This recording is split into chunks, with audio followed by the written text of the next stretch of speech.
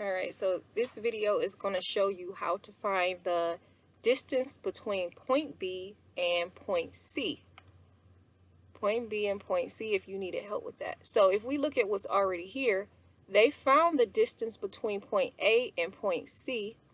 So if you look at point A and point C, the y coordinates, remember x comes before y in the alphabet, the y coordinates are the same, so we're not going to use the y coordinates. They use the x coordinates, and the x coordinate of A is -3, so they put -3 in absolute value. And then the x coordinate for point C is 3, so they put 3 in absolute value. And since you have to go from point A to 0, that's going to take you 3 units. And then you have to go from 0 to point C, which is 3 units to the right. That's why we have to add, because they're in different quadrants. Remember, you're dealing with different quadrants, so one line, 2 lines when you have to cross 0 or when you have to cross an axis.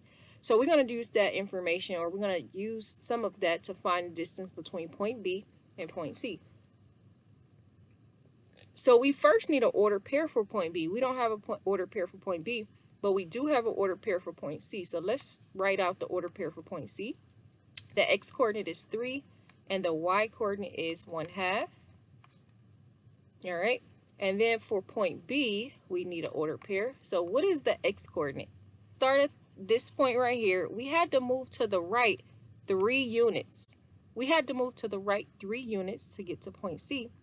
And since point B is directly above point C, we have to move to the right the same number of units, 3 units to the right.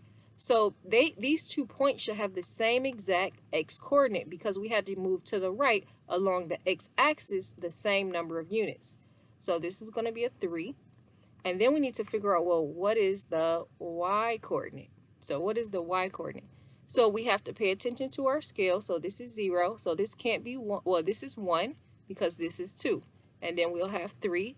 This is 4. And then we have 5 right here. So halfway between 4 and 5 is going to be 4.5. So my y coordinate is 4.5. So now that I know my ordered pair for B, I can write it in and C and use that information to find the distance by using my ordered pair.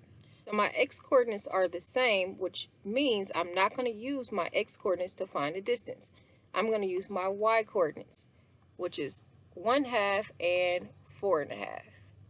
So these 2 points are in the same quadrant.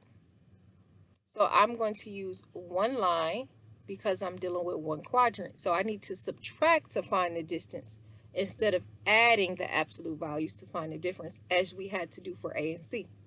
And remember, distance is never negative, so we want to put the numbers in absolute value. And since we're subtracting, we want to make sure we put the number that's higher in absolute value first. So we're going to put 4.5 first, because when we subtract, we don't want to end up with a negative number. So we have 4.5, and then we want to subtract 1/2, right? The absolute value of 1/2. So we have the absolute value of 4.5. That's equivalent to 4.5.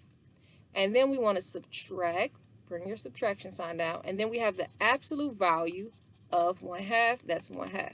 So we have 4.5 minus 1/2, which is going to give us 4 units.